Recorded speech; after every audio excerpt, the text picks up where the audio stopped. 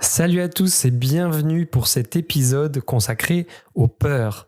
J'aimerais vous en parler parce que c'est très important de savoir pourquoi, comment les affronter et surtout que l'on peut réussir à les voir sous un angle différent et même commencer à les apprécier plutôt que les craindre. Voici la grande question. Pourquoi 98% d'entre nous parcourons notre unique vie sans vivre nos passions ou nos rêves ? Seuls 2% le font et ce n'est ni grâce à la scolarité, l'argent, les parents ou l'intelligence. Ce sont nos habitudes qui nous définissent. Quelles sont les plus efficaces pour devenir ce que j'ai appelé un libre-preneur, un acteur de sa liberté pour choisir sa vie ?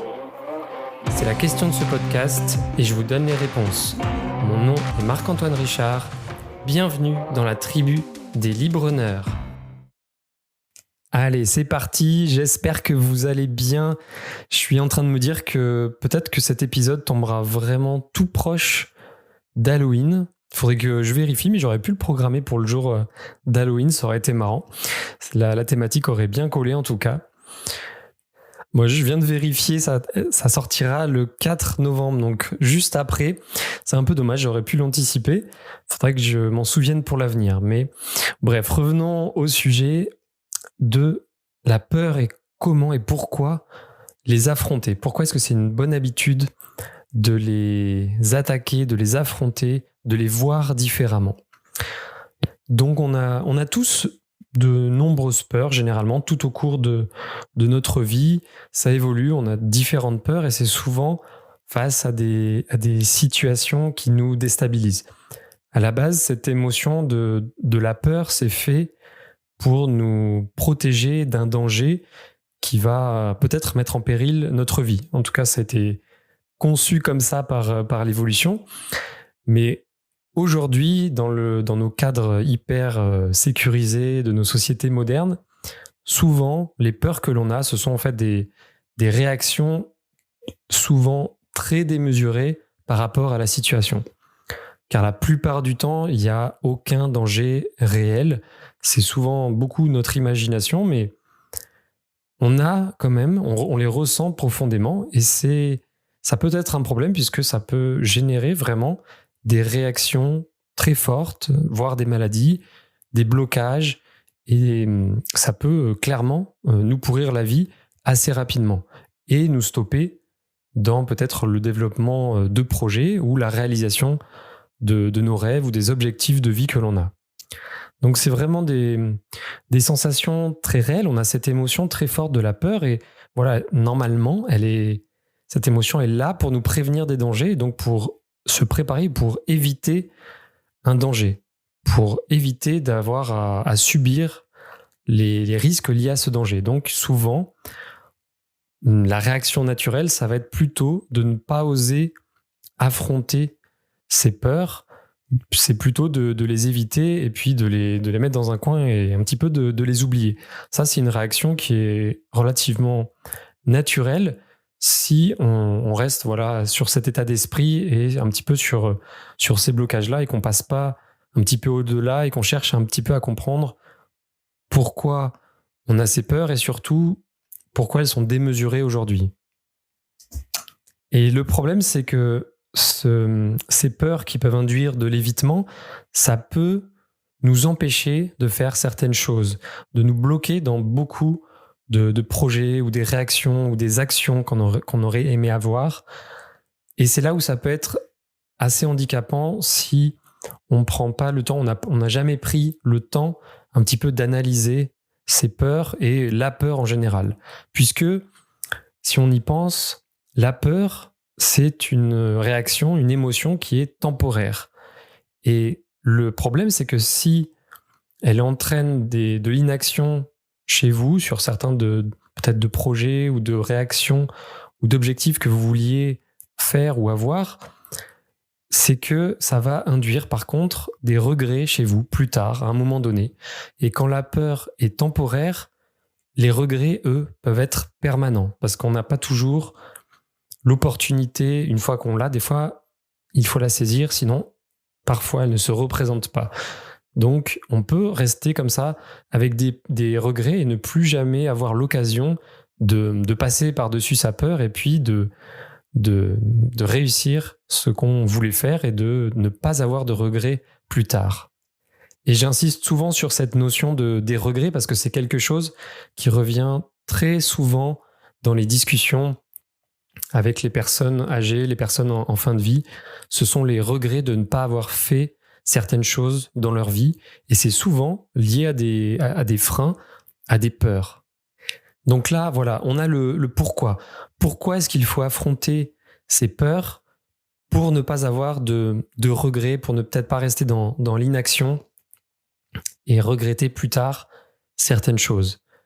Et puis on va voir que ça a aussi une autre utilité si on est dans l'objectif de se développer, de progresser en tant qu'humain, en tant que personne. Et en fait, c'est lié au comment. Comment est-ce qu'on affronte ces peurs ? Eh bien, c'est par l'action, tout simplement. Le fait d'agir en allant contre ces peurs, en les affrontant. Donc c'est par l'action, puisque une fois que l'on teste, que l'on affronte une de ces peurs par ou des séries d'actions, finalement, on va connaître ce qu'il y a derrière cette peur. On saura à quoi s'attendre, on saura comment réagir la prochaine fois que ce qui nous fait peur arrive, et du coup, on aura déjà une connaissance qui est complètement différente et on va pouvoir aborder les choses beaucoup plus sereinement. Et plus on l'affrontera, plus on affrontera cette chose qui nous faisait peur, moins on en aura peur puisque on sera de plus en plus confiant dans le fait de pouvoir y répondre, de pouvoir finalement l'affronter par une ou plusieurs solutions qu'on a trouvées à force de l'affronter, par l'expérience. Et donc, c'est là où je vais en venir sur le pourquoi aussi affronter ces peurs, c'est qu'on va accumuler de l'expérience, et de l'expérience qui va aussi nous servir dans d'autres situations, face à d'autres peurs.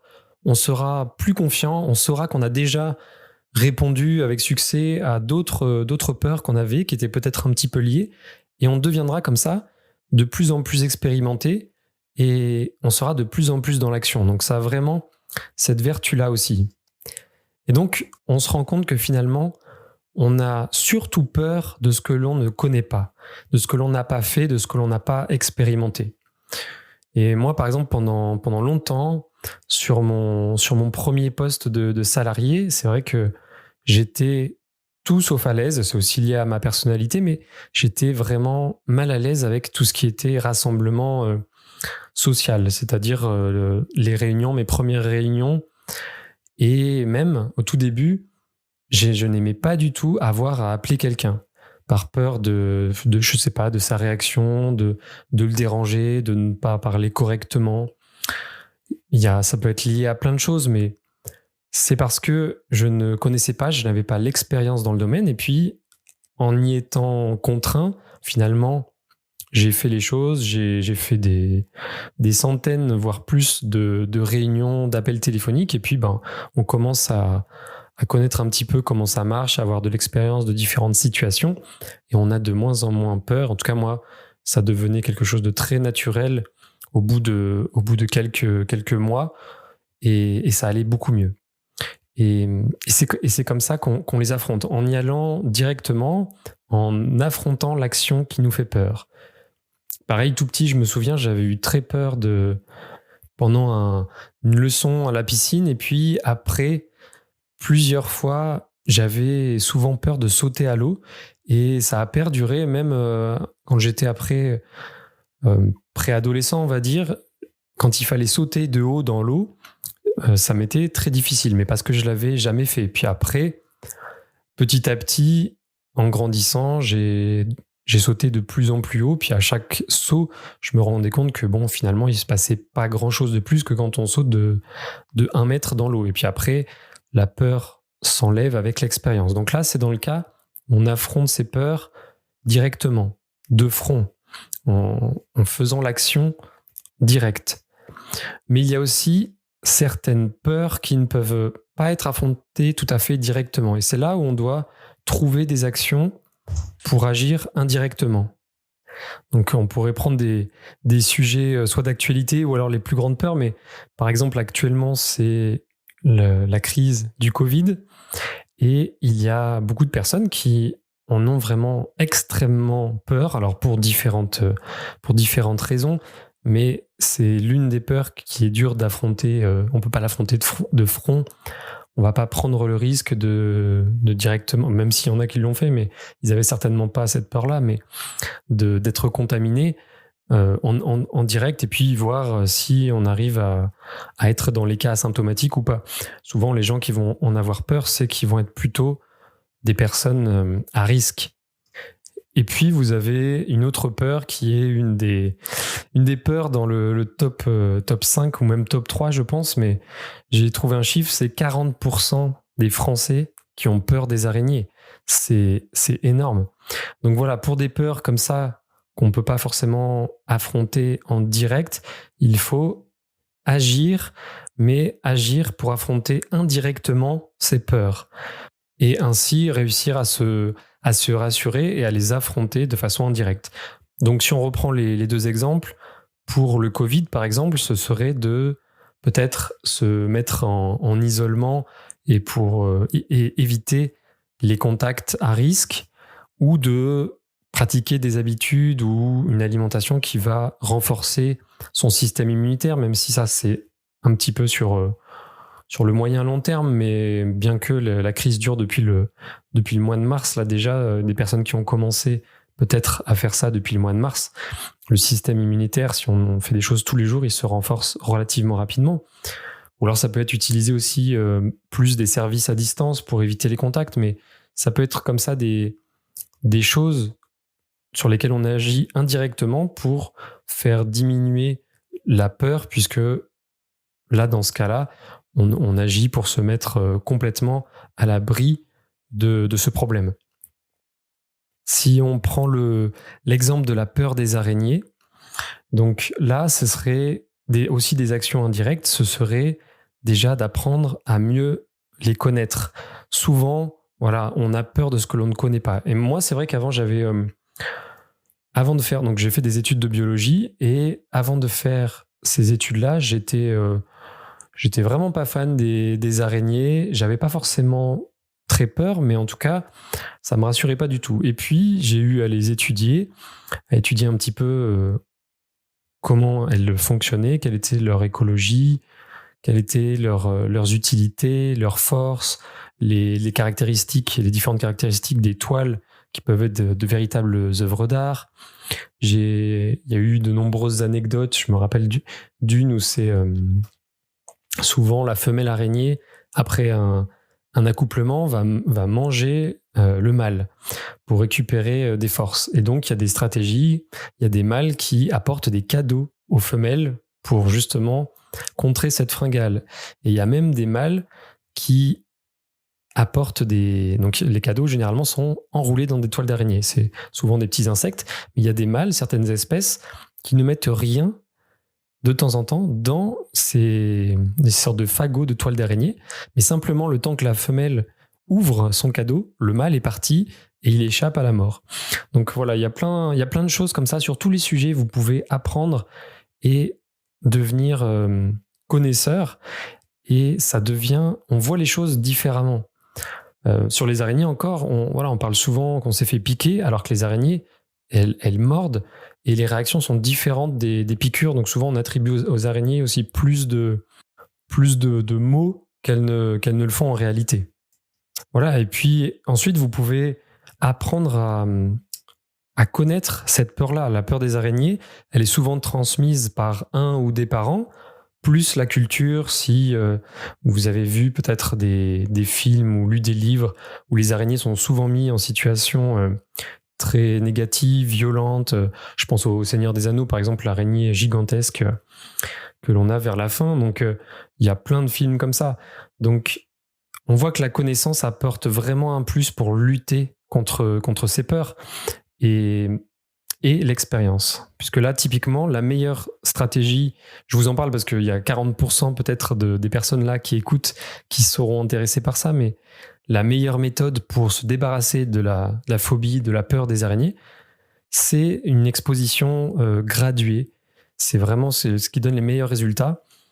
Mon premier emploi de salarié, du coup, c'était au Muséum national d'histoire naturelle à Paris, et il y avait une chercheuse qui s'appelle Christine Rollard, qui est quelqu'un qui travaille donc sur les araignées, et elle faisait des séances comme ça pour permettre aux personnes de réduire leur peur ou de s'en débarrasser. Et c'était ce qu'elle utilisait, et ça marche vraiment très bien. Il y a même j'ai même trouvé une étude sur le sujet où ils ont mesuré par IRM les réactions des personnes, les réactions dans le cerveau, et en 2-3 heures, ils arrivaient à des résultats vraiment étonnants et qui perduraient encore 6 mois après.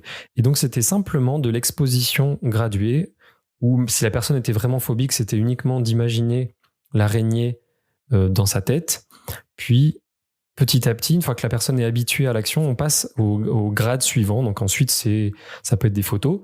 Puis après, il y a une vraie araignée qui est regardée. Et après, on peut commencer à s'en approcher, à la toucher avec une spatule, des gants.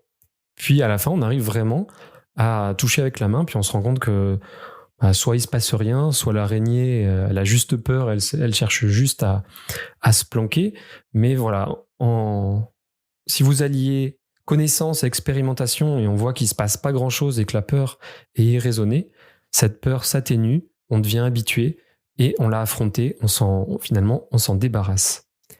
Donc voilà, c'est vraiment par l'action, c'est quand vous agissez que vous avancez.